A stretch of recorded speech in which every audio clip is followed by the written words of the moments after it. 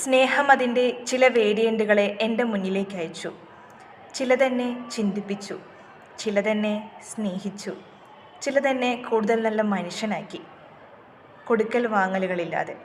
ഇതേത് പുസ്തകമാണെന്ന് നിങ്ങൾക്കറിയോ? ആരുടെ പുസ്തകമാണെന്ന് നിങ്ങൾക്കറിയോ? ഈ സ്നേഹം, അതാണ് ഈ പുസ്തകത്തിൻ്റെ പേര്. ഇതെഴുതിയത് അജൽ താജാണ്.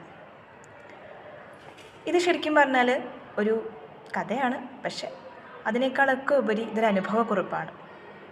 വളരെ ലളിതമായ ഭാഷയിലാണ് ഇത് എഴുതിയിരിക്കുന്നത്. വായനക്കാർക്ക് ഒറ്റ ഇരുപ്പിൽ വായിച്ചു തീർക്കാൻ പറ്റിയ അത്ര മനോഹരമായൊരു അനുഭവക്കുറിപ്പ് എന്ന് തന്നെ പറയാം.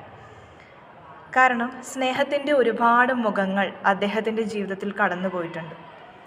ആ ഓരോ മുഖങ്ങളെയും വ്യത്യസ്തങ്ങളായ രീതിയിലാണ് അദ്ദേഹം ഈ കഥയിൽ അവതരിപ്പിച്ചിരിക്കുന്നത്.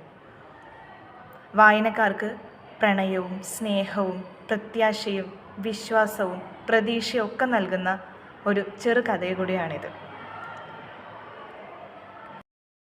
തൻ്റെ ജീവന് ദൈവം നൽകിയ സ്നേഹത്തിൻ്റെ മുഖങ്ങളെയെല്ലാം കണ്ടുമുട്ടിയപ്പോഴെല്ലാം അവരെല്ലാം തൻ്റെ മനുഷ്യരാണ് എന്ന് അദ്ദേഹം പറഞ്ഞു. അതുമാത്രമല്ല, സ്നേഹം പ്രകടിപ്പിക്കാനുള്ളത് മാത്രമല്ല, അല്ലെങ്കിൽ സ്നേഹിക്കാൻ വേണ്ടി മാത്രമല്ല, സ്നേഹത്തിൻ്റെ സാധ്യതകളും തനിക്ക് ചുറ്റുമുണ്ട് എന്ന് അദ്ദേഹം ഈ കഥയിൽ ഉടനീളം പറയുന്നുണ്ട്.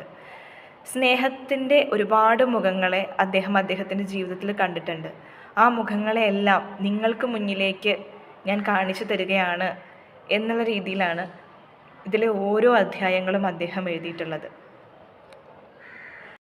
അജൽ താജിൻ്റെ ഈ സ്നേഹം എന്ന ഈ പുസ്തകം മനുഷ്യബന്ധങ്ങളുടെയും സ്നേഹത്തിൻ്റെയും ഹൃദയസ്പർശിയായ ആവിഷ്കാരമാണ്.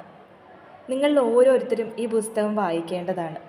കാരണം നമുക്ക് ചുറ്റുമുള്ളവരെ കൂടുതൽ മനസ്സിലാക്കാൻ, ചുറ്റിലും മനുഷ്യർക്കിടയിൽ മാത്രമല്ല നമ്മൾ ചുറ്റും കാണുന്ന മറ്റു പലതിനും സ്നേഹമെന്ന വികാരമുണ്ട് എന്ന് മനസ്സിലാക്കി തരുന്നൊരു പുസ്തകം കൂടിയാണിത്. അത്രയ്ക്ക് രസമാണ് ഈ പുസ്തകം. നമുക്ക് കുറേ നേരം വായിച്ചിരിക്കാൻ തോന്നും. നമുക്കിങ്ങനെ ഒന്നും നിർത്താനൊന്നും തോന്നില്ല. അത്ര നല്ല പുസ്തകമാണ്. എല്ലാവരും വായിക്കണം. വായിച്ചിട്ട് നിങ്ങളുടെ അഭിപ്രായങ്ങളൊക്കെ പറയണം.